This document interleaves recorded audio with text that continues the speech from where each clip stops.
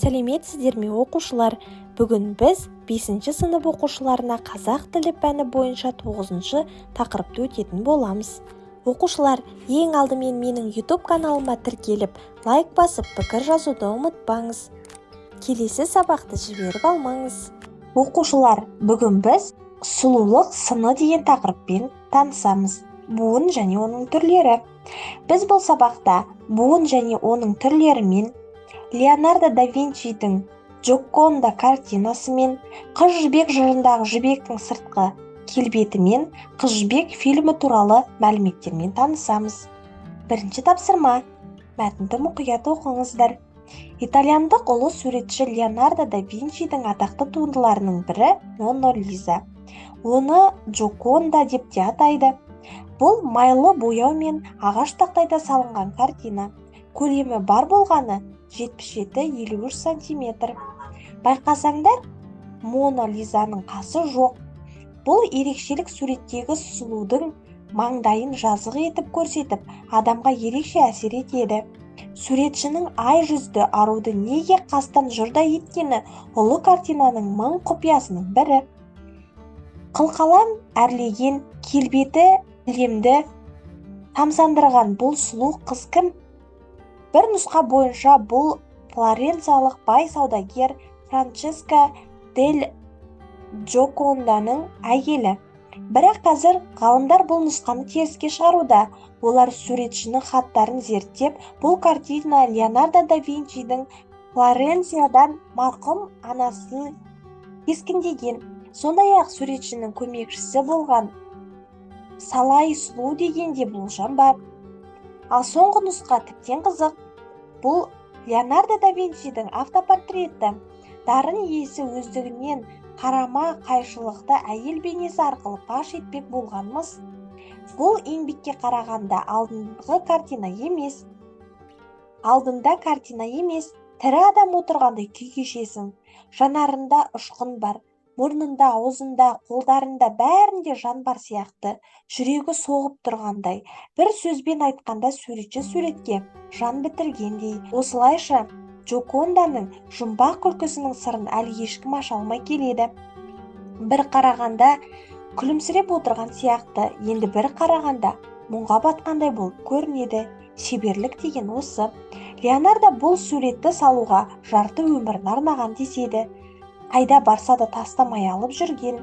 Бұл еңбегін суретші ең қымбат бағаға да сатпаған көрінеді.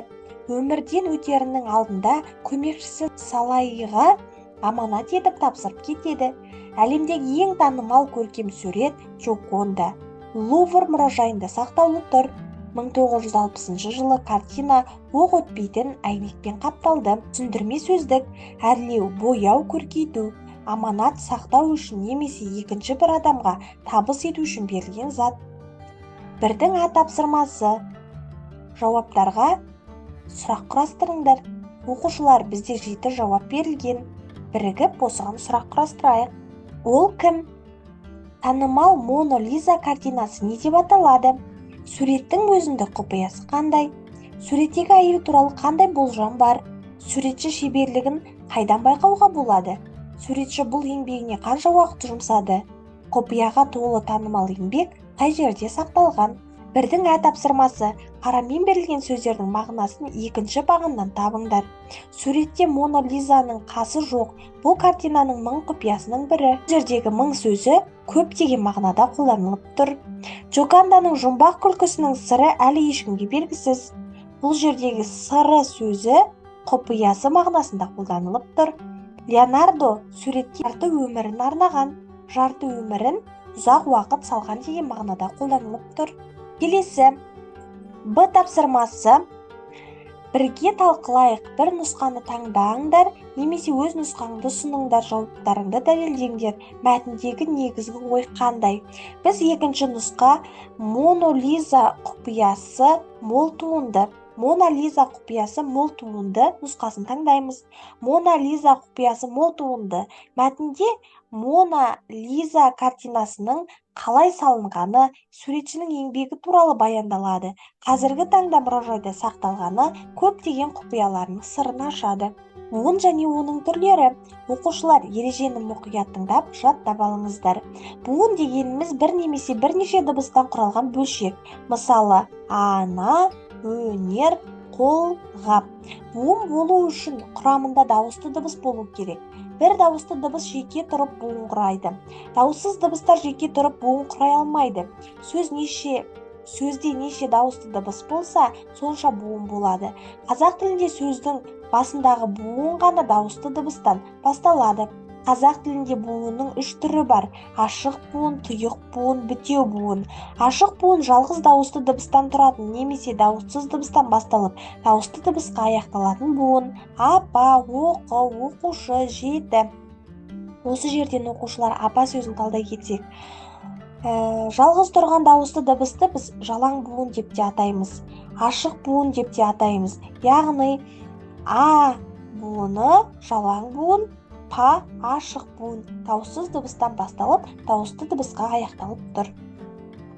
Тұйық буын дауысты дыбыстан басталып, дауыссыз дыбысқа аяқталатын буын. Ән, ұлт, үш, он, өрт. Бітеу буын дауыссыз дыбыстан басталып, дауыссыз дыбысқа аяқталатын буын. Қол, мектеп, төрт, қарт, қыз, бұлбұл. Тапсырма, екінші тапсырма. Тіркестерді екінші бағандағы мағыналы сөздермен сәйкестендір. Бұл сөздердегі бітеу буынның астын сызыңдар. Паш ету, жариялау, ай жүзді, әдемі, жұрдай, түк жоқ, теріске шығару, қате деп санау, әлемді тамсандырған, таңдандыру, бір тұспал болжам, мұңға бату, мұңаю. Тапсырма. Оқушылар үшінші тапсырманы орындау үшін нөмірі 12 аудионы мұқият тыңдаңыздар. Төртінші тапсырма, мәтінді оқыңдар. 1968-1970 жылдары Қыз жібек жырының желісімен Қыз жібек көркем фильмі түсірілді. Басты рөлдерді сомдаған актерлер Қыз жібек, Меруерт Өтекешева, Төлеген Құман Тастанбеков, Бекжан Асанәлі Әшімов. Түсіру жұмыстары Семей, Көкшетау өңірлері мен Алматы облысында Жайық, Іле өзендерінің жағасында өтті. Бішкек қаласының хайуанаттар бағынан киноға түсіру үшін арнайы аққулар әкелінген. Фильмге 8, 10, 16 қанатты, жалпы саны 30-дан астам киіз үй тігілген. Фильмнің бас суретшісі киноны көркем безендіру үшін 1,5 мыңнан астам эскиз жасаған екен. Қыз жібек фильмі 1972 жылы Қазақ КСР мемлекеттік сыйлығына ие болды. Мәтіндегі кісі аттарын әліпби тәртібімен жазып, буынға бөлінген 10 түрлерін анықтаңдар. Асанәлі Әшімов, Бекжан, Қыз жібек, Құман Тастанбеков, Меруерт Өтекешева, Төлеген. 5-ші тапсырма, кім тапқыр, сөз жұмбақты, дұрыс шешіңдер. Қыз жібек фильмінің бас суретшісі кім болғанын білесіңдер. Диаспора, сөздік, мемлекеттік, түрік, фонетика, графема, Джоконда, орфография. 6-ші тапсырма, оқи қызық, жапыраққа ойылған кескін. Бейнелеу өнерінің бір түрі кескіндеме. Ол белгілі бір заттың бетіне бояумен салынатын немесе ойып жасалатын көркем туынды.